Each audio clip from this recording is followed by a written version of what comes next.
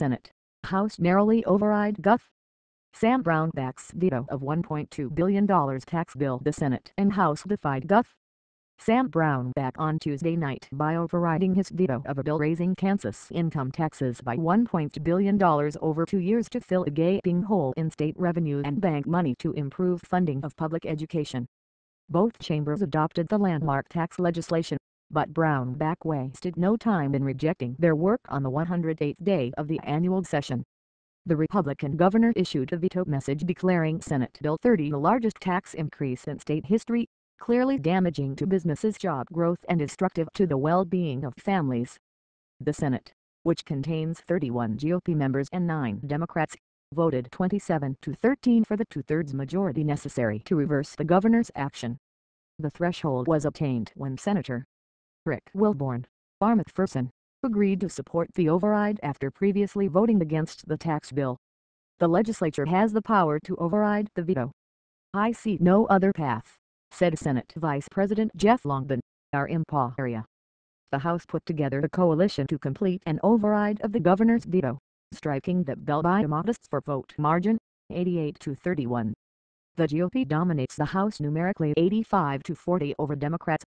More than 24 representatives who voted against the tax bill one day earlier fell in line behind the override. "This wasn't an easy vote," said Representative Troy Waymaster, the Bunker Hill Republican and chairman of the House Appropriations Committee. "This does move the state of Kansas forward." The bill rejected by Brownback will eliminate large pieces of a 2012 law that dramatically lowered state income tax collections and was championed by the governor as an adrenaline shot to the heart of a Kansas economy hammered by recession. The bill due to become law will delete the state income tax exemption awarded to lawyers, farmers, doctors and owners of 330,000 businesses. It will return Kansas to a 3-tier personal income tax model and boost rates across the board. "I don't want to be disrespectful to the governor. He still believes in it." "I don't," said Senate Majority Leader Jim Denning, an Overland Park Republican who voted for the 2012 law.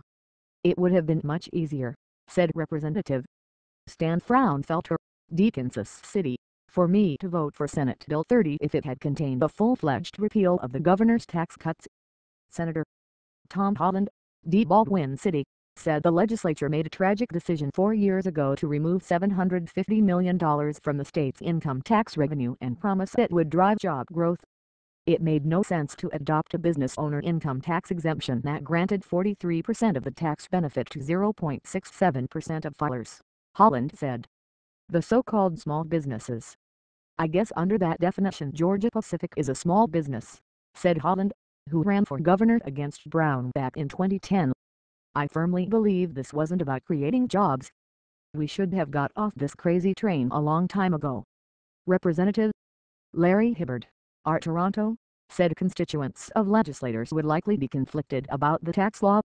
"Some will think it too large of an increase and some will consider it as too small," he said.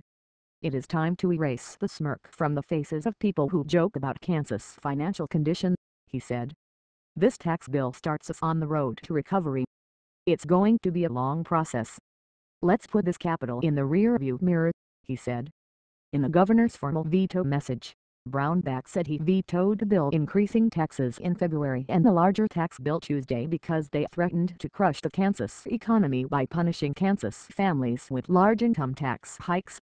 Both bills irresponsibly implement a state income tax on business owners retroactively to January 1, the governor said. "Instead of imposing draconian tax increases on Kansas families, we must enact a pro-growth tax policy. Many alternative ideas have been discussed, and I believe there is a better solution," Brownback said.